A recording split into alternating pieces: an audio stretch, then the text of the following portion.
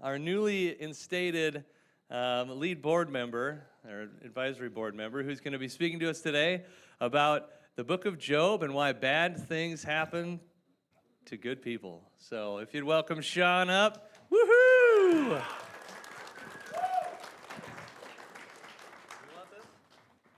Maybe. Thanks, Cody. Thanks anyways.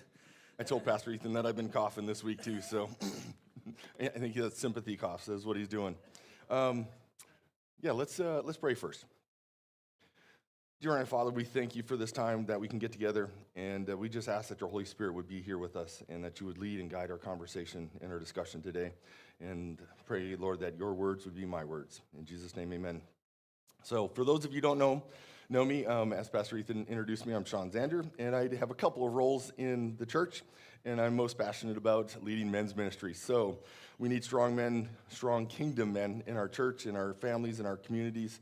And so we have a picnic and disc golfing coming up on July 17th at Oak Grove. There'll be details on the Heartland webpage as well as on Facebook. Today, one of the topics that came up, as Pastor Ethan mentioned earlier too, is a request to go through the book of Job.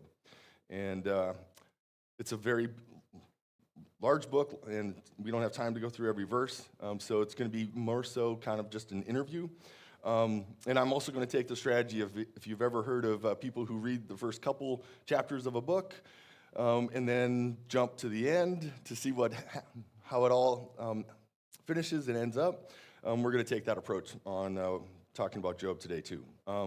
There's a lot of great details in there, so I highly suggest that as homework, everyone go and read the book of Job this weekend, and you're going to get a lot out of it if you're able to, if you're willing to do that. So, and then you've probably heard this question asked before: why do bad things happen to good people? And I think that question really applies to Job, and we'll get into the details of that. And just in general, why does God allow suffering? And so I think one of the questions that comes up is God just or not? So we're going to dig into all of those as we go through Job. I think these are great questions that we need to wrestle with as Christians, because there's some other verses that would make it seem like we shouldn't struggle. So should we struggle or should we not struggle? Job is going to talk about struggles on a individual level or a micro level. I think what we talk about today can also apply at a macro level, so in society and in the world and natural disasters and so on and so forth. So it'll be interesting to see where our conversation goes. So for the first few chapters, we're going to go and kind of just read these. I'm going to talk about some overview, and then I'll give you guys some time to ask some questions on that when we get through that. So we're going to cruise through some of this. Job, chapter 1, verses 1 through 22. In the land of Uz, I am terrible at pronunciation, so whatever you say there is probably better than what I did. There lived a man whose name was Job. This man was blameless and upright. He feared God and shunned evil. Next. He had 7 sons and 3 daughters. He owned 7,000 sheep, 3,000 camels, 500 yokes of oxen, and 500 donkeys, and had a large number of servants. He was the greatest man among all the people of the East. His sons used to hold feasts in their house and on their birthdays, and they would invite their 3 sisters to eat and drink with them. When the period of feasting had run its course, Job would make arrangements for them to be purified. Early in the morning, he would sacrifice a burnt offering for each of them, thinking, perhaps my children have sinned and cursed God in their hearts. This was Job's regular custom. So, what kind of man was Job? We learned that he was blameless and upright. He feared God, shunned evil. He was very wealthy and very prosperous, and he was a family man who cared about his children. Okay, next section, verses 6 through 12. One day, The angels came to present themselves before the Lord, and Satan also came with them. The Lord said to Satan, "Where have you come from?" Satan answered the Lord, "From roaming through the earth, going back and forth on it." Then the Lord said to Satan, "Have you considered my servant Job? There is no one on earth like him. He is blameless and upright, and a man who fears God and shuns evil." "Does Job fear God for nothing?" Satan replied. "Have you not put a hedge around him and his household and everything he has? You have blessed the work of his hands so that his flocks and herds spread throughout the land. But now stretch out your hand and strike everything he has, and he will surely curse you to your face." The Lord said to Satan, "Very well, then, everything he has is in your power, but on the man himself do not lay a finger." Then Satan went out from the presence of the Lord. Okay, a couple of things really jump out at me when I was reading through this. First, Satan has access to God. Wow, right? The Lord bragged about Job. He said he was blameless and upright and loved God and shunned evil. But Satan replied to him, "What would Job do if you Satan replied to the Lord and said Job would curse God if everything was taken away from him. So the Lord agreed to let Satan take everything except his health. So notice there that God put a restriction on what Satan could do. Satan also had access to God and that whole dialogue. So we're going to jump past verses 13 through 22. Those were the verses where Satan goes out and does just that. Job loses everything, his livestock and all 10 of his children. So put yourselves in Job's shoes just for a minute. Everything you've worked for your whole life, your cattle and all those things, gone. The children, all gone. It's only your wife and yourself. What would you do? Well, Job responds by worshiping God. If we look at verse 20, I didn't have Zach put that on there yet, but verse 20, he says he responds by worshiping God. And then if we go to, let's go to Job chapter 2, verses 1 through 8. So now we're looking at round 2. On another day, the angels came to present themselves before the Lord, and Satan also came with them to present himself before him. And the Lord said to Satan, "Where have you come from?" Satan answered the Lord, "From roaming through the earth and going back and forth." Then the Lord said to Satan, "Have you considered my servant Job? There is no one like him on earth. He is blameless and upright, a man who fears God and shuns evil, and he still maintains his integrity, though you incited me against him to ruin him without any reason." "Skin for skin," Satan replied. "A man will give all he has for his own life. But now stretch out your hand and strike his flesh and bones, and he will surely curse you to your face." The Lord said to Satan, "Very well then, he is in your hands, but you must spare his life." So this is round 2. Satan came back and said, "You really didn't do much, and so let's attack most of us have this self-preservation nature in us to protect ourselves from harm." And Satan and God says, "Okay, go ahead, you can do that." And so Satan goes out and takes Job's health, but he spares his life. All right, chapter 2, verses 9 through 10. There's an interesting discussion between Job and his wife. So his wife said to him, by the way, some of these verses may seem totally out of context. They were just some things that jumped out at me and I thought were very interesting. So you're going to probably see some more that may or may not totally relate, but I think there's some little interesting nuggets here to dig into. But his wife said to him, "You are still maintaining your integrity? You should just curse God and die." But Job replies, "You are talking like a foolish woman. Shall we accept good from God and not trouble?" In all this, Job did not sin in what he said. So, as a wonderful, loving wife, she saw Job suffering everything, he lost everything already, and now he's in this incredible physical pain and suffering. And she said, it would be better for you to just die and not have to deal with this any longer. And I love what Job's response was there. All right, I have a slide here. We have to understand this. There's a principle that we're going to talk about, and it's a big assumption in our human nature, and it's the strict principle of justice. And I borrowed this from the Bible Project. So when we talk about justice, we understand that if someone is good, then they are rewarded. If someone is wise, then they are successful. Conversely, if someone is evil, what should we do with evil? Punish. And if someone is stupid, it usually leads to some sort of disaster, right? That's our fundamental. If we think about our U.S. Judicial system, that is what it is based on and founded on, right? If you commit a crime, you do the time.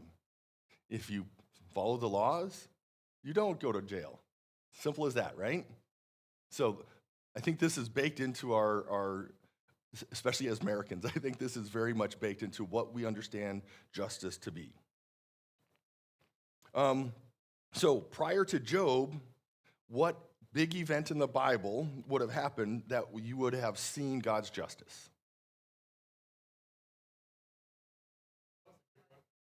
Sorry, what? The flood. Okay? What did God say was on the earth? Evil. So what should we do with evil? We should punish them and destroy them all. So if you think about the Jewish thought process too, they would have very much probably been in line with what we understand as justice as well. If you see evil, you punish it. And so, yes, that was the one that came to my mind. Now, we're going to jump a big section here. So verses chapter 2:11 through the end of chapter 37 is a huge dialogue between Job's three friends and the conversation between Job and his three friends. And his three friends, understanding how justice works, they want to drill into Job and say, hey, if you're getting punished, it must mean what? You did something bad. You committed some sort of sin. So they go round and round, and it's like, is it this thing, or is it that thing, and this or that? And Job says, no. He defends himself. I am innocent. I have done none of those things. It is not possible for this to be a punishment from God.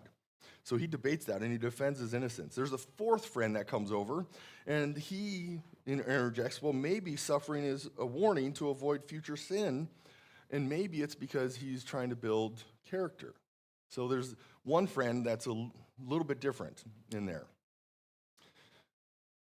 And so if we apply the principles of justice again, if Job is innocent, then why is God doing all these things? And the only logical conclusion you can come to is God must be unjust. And so Job is wrestling with this. He is trying to figure out, this does not make sense. How could God be unjust? But it's really the only logical conclusion. So Job demands an answer from God and wants to know why. So let's read Job 38, 1 through 11. I promise I'm going to give you guys time to ask questions now, okay? Then the Lord spoke to Job out of the storm. He said, who is this that obscures my plans with words without knowledge? Brace yourself like a man. I will question you, and you shall answer me. Where were you when I laid the earth's foundations? Tell me if you understand. Who marked off its dimensions? Surely you know. I love when God uses some sarcasm, by the way. Who stretched a measured line across it? On what were its footings set? And who laid its cornerstone? While the morning stars sang out together, and the angels shouted for joy. Who shut up the seas behind doors when it burst forth from the womb? When I made the cloud its garment and wrapped it in thick darkness? when I fixed limits for it and set its doors and bars in place. When I said, this far you may come and no further. Here is where your proud waves halt. So, this is the Lord responding to Job. What jumps out at you at these verses? Not very encouraging. Why not?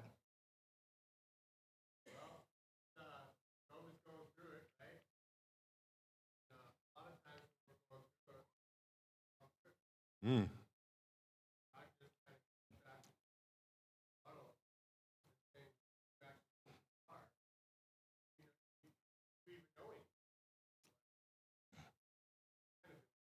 Yes. And he starts out with a cloud, which is a storm. So it's not even a nice, fluffy, beautiful day, right? Andrew.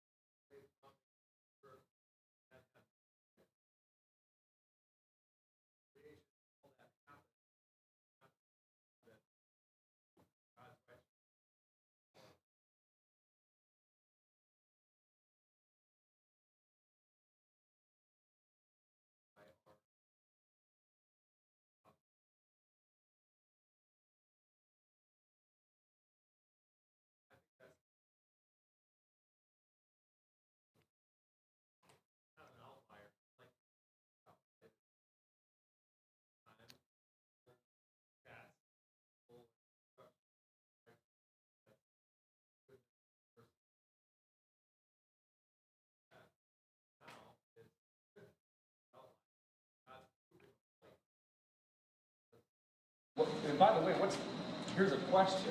What does skin upon skin mean when Satan's talking to God, right? What does that mean?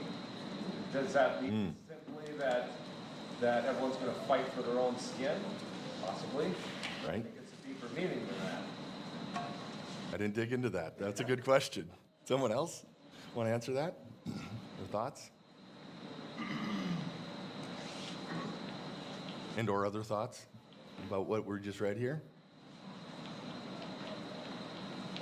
You know, when I read this and I read God's response, and it almost makes me think of, like, you ever watch, like some action movie or something, and somebody's like, "Oh, I'm so worried about it," and then the hero comes by, just gives him a slap in the face. Like, Yes. Get yourself together, man. Yes. A little bit like that, and I feel like it's closer to that, and I think there's something with an encounter of the reality of things that is very different than our encounter of simply the perception of things. Much of what we do Yes. in life is we work with other humans, we think about what other humans think is fair, and sometimes, just because of our culture, it's very difficult to step outside of that.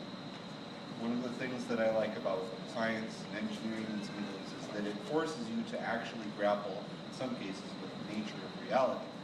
Here, it's the nature of reality, and God is setting forth that, I think, in front of Job and saying, are you really wise enough to really have a global context? I don't think you are, And that's why he's the Lord. He's Yes. one. Yes. Say that last part again. Are you wise enough to understand the global context, right? Yeah. He's not. None of us are. Yes.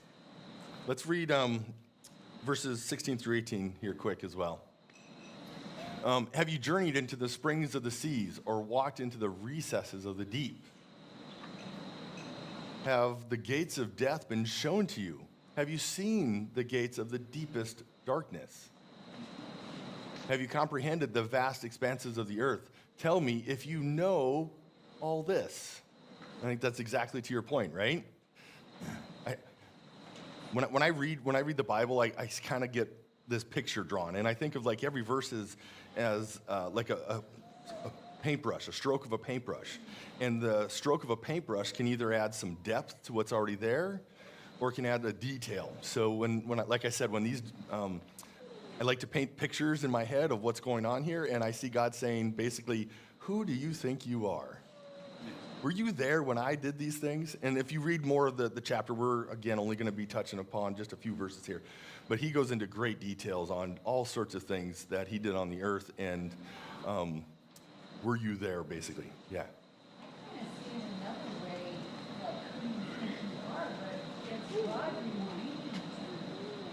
I've got your back. Yes. I've done all of these things. You walk between all of these words. I've got your back. I know what you're going through. And to me, it grounds me a little bit. Not offensive. So I Beautiful. think other opposite. Yeah, she was saying, if you didn't hear that, she feels like God is saying, hey, I'm in control of all these things. Why are you worried about this? Yeah. Well, also to take through everything that we've already talked about, you're at a point now where Job is expressing doubt, and others place seeds of doubt. Yes. You started as Job being upright and unquestioning, and he maintained that. You saw that in the conversation with his wife. But then, as things went further along, as the adversary continued to place awful things upon him, doubt was set and it grew, and he gave it life. And now God is questioning him about that. Meaning you can still do everything right, and you can maintain that, but then doubt, if you let it fester, can take hold, and you can question everything. Yeah, I like that, because we talked about how Job worshiped God, and now through the friends, they planted these seeds of doubt. Absolutely. I'd like to grow off of that. One thing that I noticed was when everything was taken away from Job on how it was actually taken away. So when Satan went through and, for instance, killed the kids of Job, he did it with nature. Winds blew the house down. Yes, he did. So Satan can control nature. And when the servants came and told Job that his donkeys were destroyed, his camels were taken, they literally did it all within seconds. Yes. So Job was standing there, and in like 20 seconds, he realized his entire family, his entire life, everything was taken out. So he must have had an inkling, knowing that this was not of God. Like everything he had was destroyed, and that's why he was like, "This is not God's doing." And then after being bombarded by his friends for so long, that's where the seeds of doubt were starting to be planted and grew and turned into this. And then God's saying, hey, you already know the right answer. You already know what you should. Yes. Yeah. I think, just it's a weird thing to wrestle with, because I do think in a way it was God, because he sent Satan, he allowed him to do it. It's just like in 1 Samuel with Saul, right? That said an evil spirit from the Lord came and tormented Saul. And but I think one thing to think about too is that without this hard time, Job never would have met God. I think this is through this, he actually got to meet God through a storm, right? But Yes. he still got to stand like in his presence, how terrifying that was. But without that, he wouldn't have that experience of kind of coming face to face in a way. Yes. Ethan. I think another reason that God allowed this to happen is, like, all his friends and family, they were kind of able to see, like, just the amount of faith that he had in his God, that he was able to still believe in him through all this hardship. And it really brought glory to God through these events. Yeah, definitely. Theologically, right? Here's a looper. God is just and holy, right? Yes. Sin can't stand before it. No. So what's Satan doing there? Excellent question. But then you think of, now we're gonna go back and start His that. time isn't up yet. You think of, Jesus being tempted. I don't know. They're on the mountain or in the valley, in the wilderness, Jesus was tempted. Well, and Jesus being a representative, Jesus hung around sinners. So why can't sin and unholiness be in the presence of God? That's what we're taught. Okay, so we're on the same page. Yeah, sin and unholiness cannot be in the presence of God. You know, but it is. So one thing I did read was the word Satan there is actually the one who questions God. So that could maybe play into your question of not, it wasn't actually evil there. It was just someone who was opposite of God or questioning God. But I'm not totally sure if that follows with what you're saying, but it was a thought. Sounds like a good justification. Leland. This might be really speculatory on my part, but when I see Satan, I don't see a cocky, arrogant Satan walking into God's throne room. I see someone's face plastered to the ground because you can't even look up and see his face. I don't see, like, a lot of people, like when I was growing up in the church, people kind of like, oh, this is where he kind of like shows a strong hand a little bit. I'm like, no, he doesn't, because God is, yeah. So when we get this picture in our mind, like, he's just this overcoming force. He's not. When you have the Lord, that is. But it's just, I don't see him going in there and just like, so matter of factly, casually talking to him and having this conversation because of what he is. God and Satan are not equals. Satan is subject to God, is what you're saying. He's just one of the angels. Just one of the angels, fallen angel. Yes, sir. Steve, do you have something? I just know what they were talking about, what we were talking about, God being able to be around evil or sin. He inhabits us. That's because of how he looks at us through the blood. Yes. So I think, there's ways he does it without destroying us.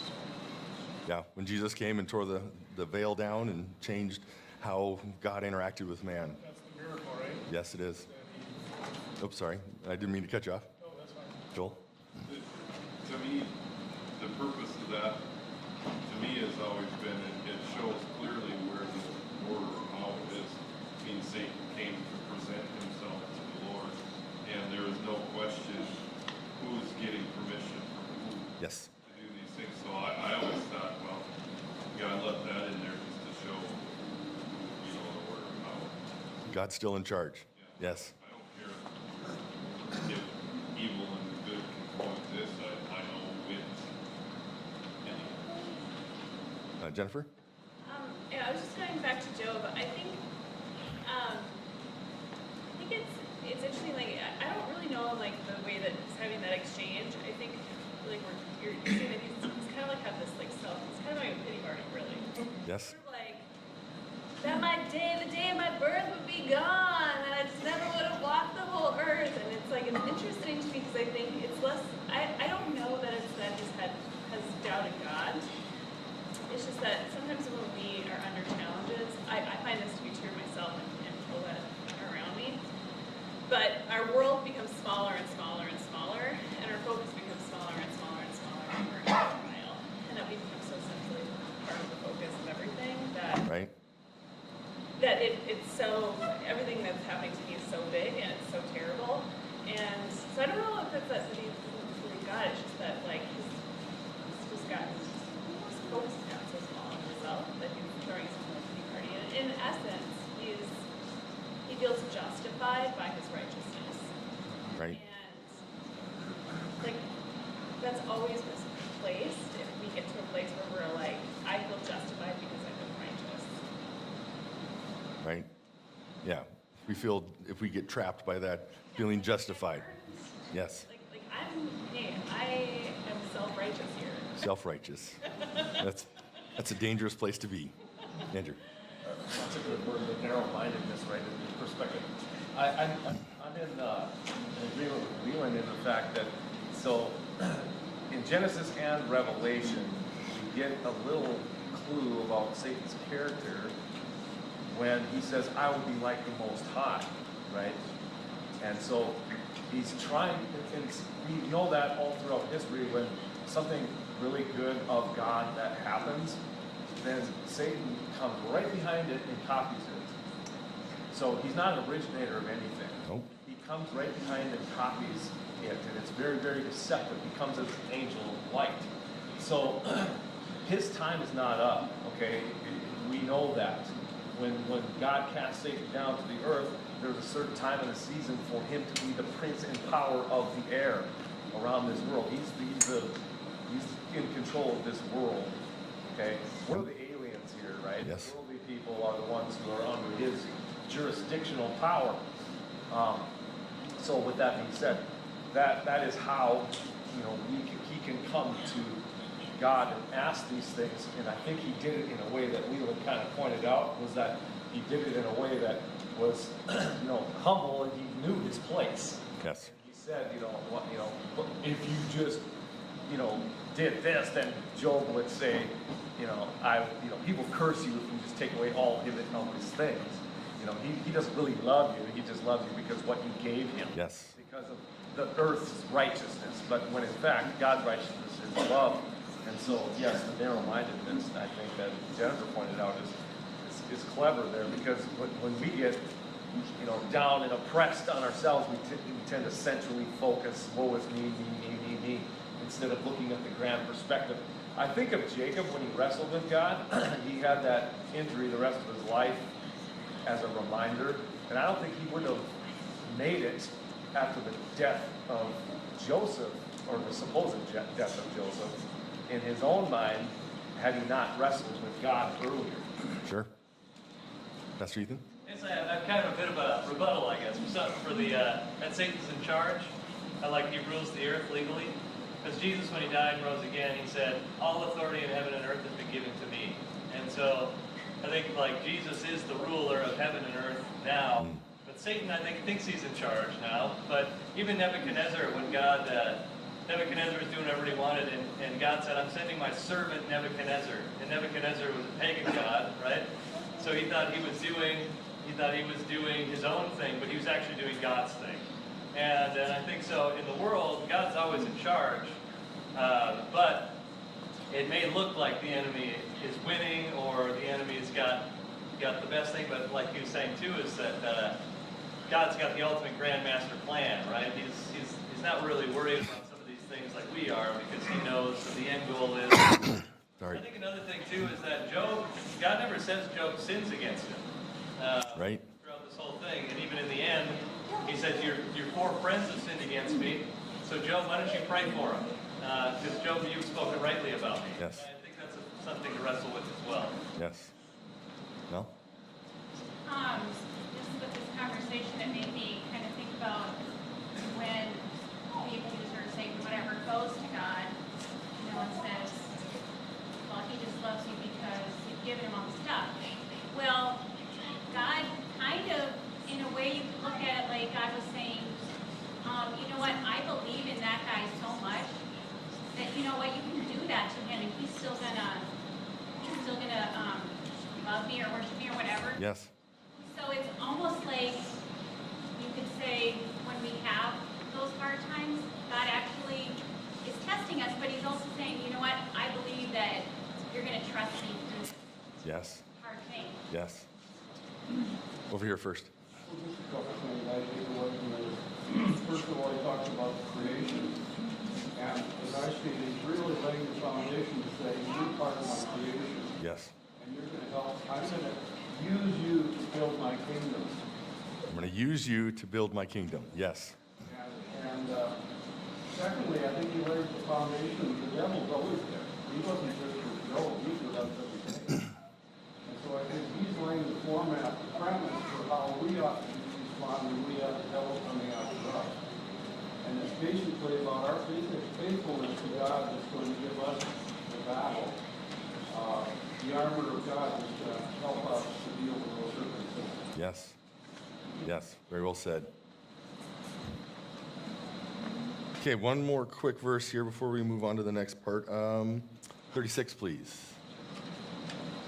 Who gives the abyss wisdom, or gives the rooster understanding? And this struck, again, I like to paint the picture, so this just really struck out at me. Like, who taught the rooster to crow in the morning? God, right? So even to the smallest details, God is there. Is how that jumped out at me. All right. And we already talked about how Job does not understand how everything in the world works together. Is really what jumps out at me at these verses, right? That there's so many things that are intertwined that how could you understand all of them? And Job is not in a position to accuse God of anything. Let's go to Job chapter 40, verse 15. Look at a behemoth, which I have made along with you, and which feeds on grass and oxen. It goes on and tells how much power it is. We're going to jump then also to chapter 41, verse 1. And it talks and asks about, can you pull in Leviathan with a fishhook or tie down its tongue with a rope? Why does God mention a behemoth and a Leviathan amongst all the things that he has done in the world? Sorry, I heard some mumblings. Those are very controversial statements. Yes. Why are they controversial? Because the Leviathan is an ancient sea creature. I don't know exactly what the behemoth would be classified as, but it's one of those things that Ancient Aliens, the TV show, like, you know what I mean? Yep. Really pull some stuff off it, so it's interesting. Loch Ness Monster? Loch Ness Monster, maybe, yep. So, I read somewhere that this is the oldest book in the Bible. Yes. It was before the written down word. Genesis. The story that was wrote. It was the stories passed on from generation to generation. I don't know if there's anything else that includes in the Bible, or if when you go back so far in history, the stories of ancient aliens, behemoths of the Bible, and you get into mythology sort of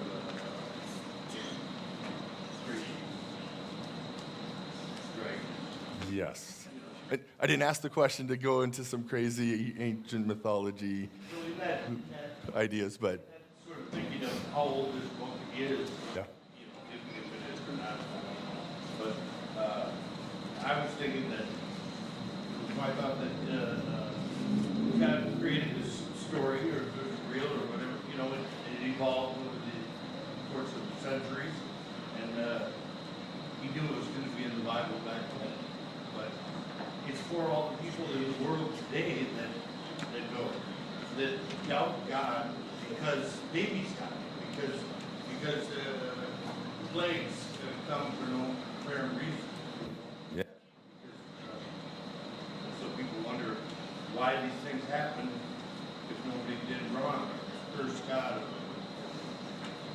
That is the question we're struggling with. Yeah. Yeah. Well, if you look in chapter 40, verses 10 through 14, right before God mentions the behemoth and the Leviathan, he's saying to Job, adorn yourself with majesty and dignity, clothe yourself in glory, basically take the proud and make them low, tread down on the wicked where they stand. Basically, he's saying, do what I do, right? Can you do it? No, you can't. You're not even as powerful as these creatures I've made. Right. You can't even bring the behemoth low, let alone enact justice and be the judge of all humankind. That's my job. He's saying, I'm the judge, right? I'm in charge. Right. Enact justice upon the wicked, right? I'm still in control. Beautiful. You can't even do this little thing. Right. There's so many things that we can't do, even on the earth, but God can do them all. Was it over here? I'm going to go over here first. Well, we live in such a self-centered, narcissistic society that we can make everything about ourselves. ourselves. And I think that the overarching message, to agree with what he was just saying of Job, is that it's not about us. God isn't here to serve us in our needs and our wants. We're here to serve him and glorify him. Yes. And if he's glorified in our suffering, that's enough. That's enough of a reason for it to happen. If God is glorified in our suffering, He doesn't owe us an explanation. doesn't owe us an explanation, right? He's doing everything. It's all about him. It's all about his glory. And I've seen people walk away from their faith because God didn't give them what they wanted when they wanted it. And I think this book is a test to see, is God God or are we God? Right. This is a book about a test. Is God God or are we God? I love how you said that. Beautiful. And that's why bad things happen to good people. And that's why bad things happen to good people. Yes. Well, God, when Job was questioning and God was telling him that he created the foundations of the world and so on, he also said he put the limits on things. Put the limits, yes. Limits. And that is limits on bad things as well, limits on evil.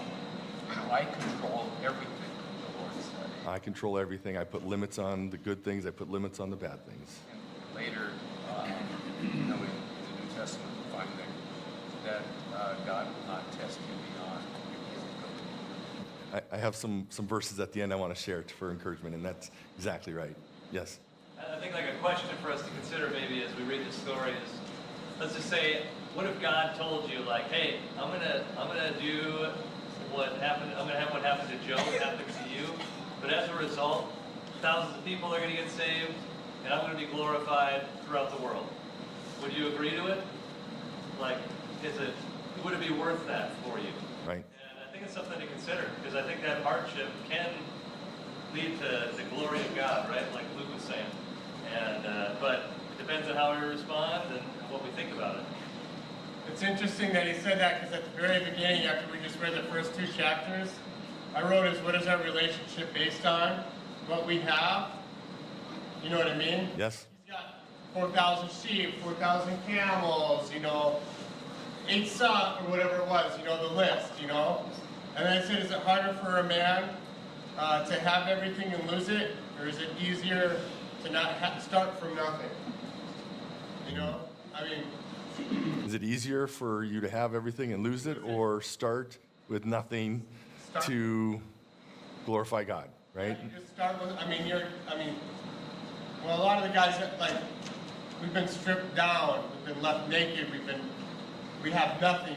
We came from nothing. Life was not kind to us. We started at Job's worst spot. Right. You know what I mean? Yes. We kind of build ourselves up out of that, and so it's just, sometimes we see things different. Yes. Just one thought. What did the 4 friends of Job say at the end of the story? They get chastised by God, and Job prays for them.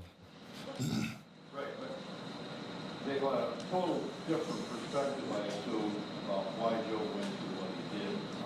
Absolutely. And changed their perspective about who was God.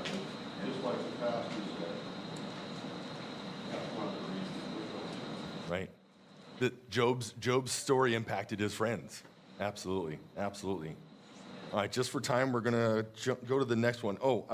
So here's why I think that the behemoth and the leviathan are in there, because they are symbols of disorder and danger. God doesn't remove those things from the world. He doesn't remove those things from our lives. We have to deal with those things. So, Leland? I know there's been a lot of speculatory things on this subject matter, and I'm a big, huge fan of apologetics, all that kind of stuff.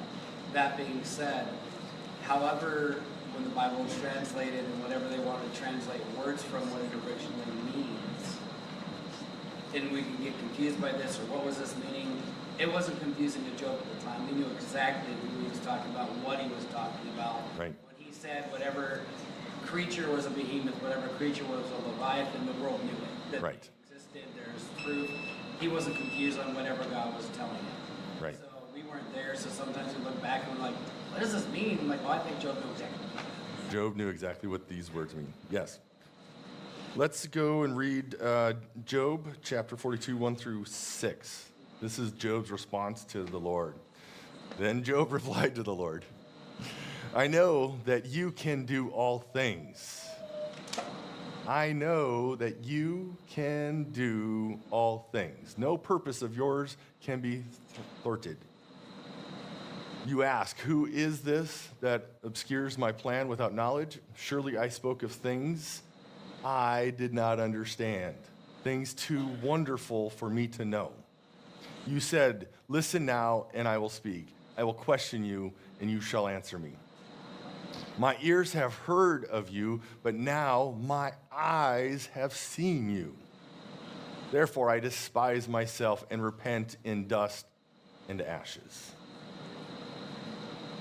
So what's Job's conclusion here? Is God unjust?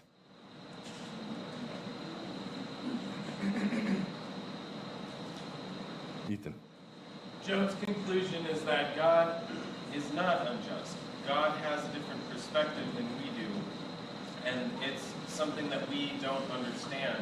And God really showed that to him by showing him all the complex workings of the universe and saying, you don't understand why things happen because you don't understand the way the universe works. I'll add to what you said there, and that you don't understand how all the things are connected in the universe and how it works. Yes. What I'll also add on that is, like, when you think about God and what he thinks about, like, one small thought that he could have, and even be bouncing like corn, something like small like that, our minds couldn't even wrap around it. They'd just like go blank because we don't understand it. So when stuff like that, when God's talking about what his thoughts are of what his goal to what is, we might not even understand that because we're not a holy being. We're humans. We can't even comprehend the thought of God.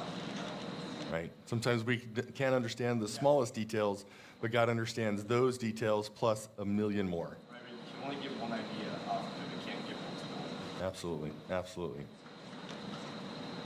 All right. Yes, I am starting to run out of time. I understand why Pastor Ethan says this all the time. Great discussion. I appreciate everyone who was contributed. So just to go through the rest of the book, chapter 42, it talks about Job's future and that the Lord blesses Job even more than he did before, twice as much. And I heard one message say, well, except for kids, maybe he knew that was, not a blessing to have twice as many kids. So there, I had to get one little dad joke in there. But as we started this morning, we talked about the question of why does God let bad things happen to good people? And the honest answer is I don't know. It hurts me when I see others that I care about going through pain and suffering, and everybody's situation is unique. But when I think that I think that we are asking the wrong question. Instead, we should be asking, what does God want me to learn? For me, when I look back at the difficult times in my life, I would not want to repeat them, but I also would not want to remove them. They have made me who I am today, and all of them have brought me closer to God. What is the biblical view of good? If we go back to that sentence of why do bad things happen to good people, what is biblical view of good and bad? And sometimes we also understand that good and bad is a matter of perspective. A bad day in the U.S. might be getting a flat tire and being late for work. But in another part of the world, it could be being thrown in jail because they found out you're a Christian and you're for your faith. And if we go back to the Garden of Eden, someone mentioned that earlier, so I was glad you brought that up. And we look at Adam and Eve, God's original design for our world was to be free of pain and suffering. But what happened when sin entered the world and we had the fall is that pain and suffering were introduced. So maybe the answer to why do bad things happen to good people is because simply sin entered the world. And we live in a fallen world. Or maybe the reason someone goes through a difficult situation might be very well because they do have sin in their life and they need to check for that. Maybe we go through pain and suffering because we need it to build character or to build our faith. How do you know that you have a strong faith in God if it's never been tested? Who says that the purpose of someone's illness, suffering, death, pain, suffering, etc., doesn't bring someone else to God? And maybe our American views of justice are different than God's views of justice. But if we learn anything from Job, it should be that I do not know how my pain and suffering fits into the grand schemes of God's plan. So I want to just end today with some verses that have really brought me through tough times in my life. First one is Proverbs 3, 5, and 6. Trust in the Lord with all your heart and lean not on your own understanding, but in all your ways submit to him, and he will make your paths straight. I don't know, right? But God does. Romans 8:28. And we know that in all things God works for the good of those who love him, who have been called according to his purpose.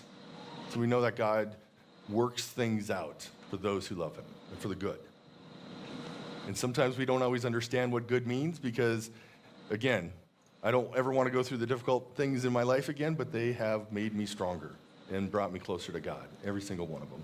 And the last one is 1 Thessalonians 5, 16 through 18. Rejoice always, pray continually, give thanks in all circumstances, for this is God's will for you in Christ Jesus. Notice there, and I emphasize the word all, it doesn't say give thanks for all the blessings God has given for you in your life, right? It says all circumstances. Mel and I have talked about this verse before, so I asked that she would share what this verse means to her. Loud and clear. Okay. Well, I guess, I've learned in my life to give thanks in everything because when you have trials and if you focus on the trial, your focus is not going to be on Christ. So in the trial, look for the good, find the good, thank God for everything, and your perspective will change. You will see God as good, and it will build your faith. Giving thanks just brings God's grace to every situation. Yes. And I'll add to that a little bit that when you're going through those difficult times, you might not understand why or how this is going to help me, but every time afterwards you see God had his hand upon every step of that journey and how he brought it to good in your life. So with that, I'll let Ethan come up. Okay. Yeah, thank you so much, Shawn. Worship team, you can come up. So just some things here real quick. I was thinking about, as we go into worship time, is Revelations chapter 12, verse 10. It says this, the salvation and the power and the kingdom of our God and authority of Christ has now come, because the accuser of our brothers and sisters, who accuses them before God day and night, has been thrown down. I don't know what to think about that. Oh, look at that. Jeez, you were so fast. The accuser, right? This is Satan. He still stands before God day and night, accusing us and others before God. And but if you go to the next verse, I know you got that one pulled up. They triumphed over him by the blood of the Lamb and by the word of their testimony. They did not love their lives so much as to shrink from death. And so, as we think about this, how do we overcome the accuser in our lives? It's by the blood of the Lamb and the word of our testimony. If you haven't given your life to Christ this morning, you can know Jesus. You can know him. And all you got to do is welcome him in, and say you want to know him. He'll meet you. And, we all go through trials and different things, and I'm kind of debating whether or not to share the story. It's pretty personal. But we had something happen, my wife and I had something happen about 8 months ago. where she was pregnant, and she called me up. She was in the bathtub, and she called for me, and I ran up, and there she was in the tub holding a baby, and its heart was still beating. And we're holding it. This was about 8 months ago. And we held it until its heart stopped beating. And then we put it and buried it in our flower garden. And nobody knows this, because we just kind of, Emma's very, I wanted to tell everyone, but Emma is very, she wants to process on her own and think about things, and she doesn't like attention. And I think that was good. It's good for us to heal like that. But after that happened, I kept asking God why. Why did this happen? This is like this is a different type of miscarriage. It's crazy. And then it was within a week, another couple I knew called me and said, hey, we just had a miscarriage. Can you come over and pray for us? And I was like, oh, maybe this is why. So now I know exactly how you feel. And went over, was able to share and pray, and I knew right where they were at. And so I think sometimes God allows us to go through some of those challenges because it's going to prep us to empathize with our brothers and sisters. And He knows what we can handle, like Melanie was saying. He trusts us, I think, with those difficult times. He says, I know you're going to stay with me. This is going to happen, and now I'm going to use you to help others in the same situation. And so this morning, as we're doing worship, I want us to... I know there are several of you that are going through some hard times. You got some big questions on your mind, some things that you're considering. And I think it'd be a great time for us to pray for God's direction, for His comfort and peace, and that He kind of break through and use some of those things that maybe you're going through and you're questioning. So is there anybody in this place that you just say that I'm really wrestling with some things right now? I got some big life things that have been challenging me. And yeah, got a few. And so what I'm going to ask is during the worship time, we're going to have the prayer team come up. If everybody would stand. During the prayer time, for those of you that raised your hands, maybe you didn't raise your hand, but you know you got some big things going on. We want to pray with you. It's our privilege and our honor. And yeah. And if anybody feels like they have any words from the Lord, please come and let me know. And we'll see if